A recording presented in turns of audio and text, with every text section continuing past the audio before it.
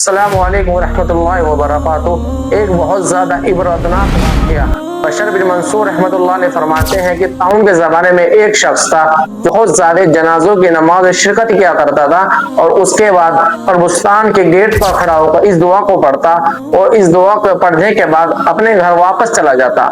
इसी तरीके से सिलसिला चलता रहा।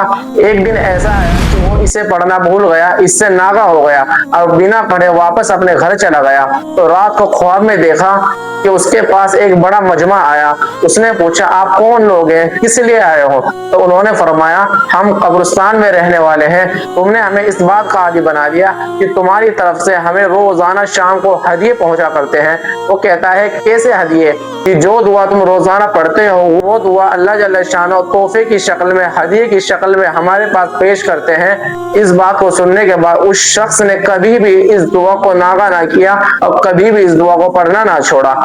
बिशार बिन गनीब रहमतुल्लाह अलैह फरमाते हैं कि मैं हजरत राबिया बसरी के लिए बहुत ज्यादा कसरत से दुआ किया करता था। तो एक मरतबा मैंने ख्वाब में देखा, उन्होंने कहा, बिशार, जो तोहफे तुम हमें भेजते हो वो तोहफे हमें नूर के ख्वानों में रखे हुए पेश किए जाते हैं, जिन पर रेशम का गिलाफ चढ़ा हुआ होता है। मुसलमान की जो दुआ मुर्दा के हक में कबूल हो जाती है तो वो इस तरीके से उसके पास पहुंचती है कि नूर के ख्वान में रखी हुई है, जिसके ऊपर रेशम का गिलाफ चढ़ा हुआ है, वो उसकी खिदमत पेश की जाती है कि आपके फला शख्स ने आपके लिए ये तोहफा भेजा है।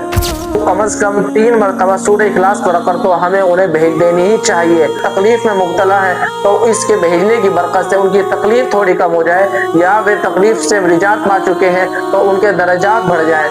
इसलिए कम से कम 3 मरतबा सूरह इखलास पढ़कर जब भी आपको मौका मिले, नमाज के बाद 1 दिन में 2 दिन में, तो जरूर आपके घर से वफात पा चुके हैं आपके अहलो अयाल, आपके दादा दादी, नाना नानिया, जो भी आपके वालिदैन, उन्हें जरूर भेज दें। इंशाअल्लाह ताला इनसे उन्हें बड़ा सुकून मिलेगा, बड़ा अजर मिलेगा।